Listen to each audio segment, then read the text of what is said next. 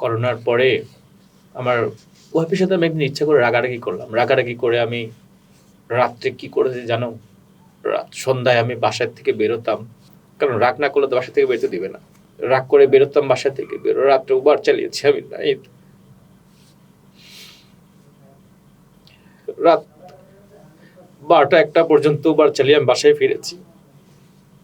এভাবে কয়েক কিছুদিন যাওয়ার পরে আমার ওয়াইফ বুঝতে পারছে যে সামথিং ইজ হ্যাপি। রাগারাগি করার পরে যে না তুমি আর বাইরে যাবা না, রাত্রে বাইরে থাকবা, আমি সেই কাজটাও আমি করেছি রাত্রে। আসলে এই কষ্টের কথাগুলো আমি আমার ওয়াইফকে ধন্যবাদ দেই যে সে আমাকে অনেক সাপোর্ট করেছে। আসলে তিনি শুধু ধন্যবাদ না, আমি মনে করি তিনি আজকের এই অনুষ্ঠান থেকে আমরা তাকে একটা স্যালুট জানাই যে অনেক সাপোর্ট করেছে। এরকম সংগ্রামে সারথি হয়েছেন। আমি আমার মন থেকে তাকে ধন্যবাদ জানাই।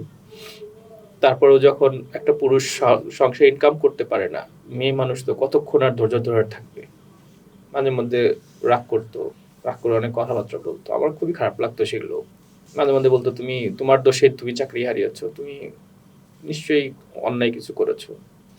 মাঝে মধ্যে সাহস দিত। তো স্বাভাবিক, অধৈর্য হয়ে গেলে মানুষ অনেক কথা বলে।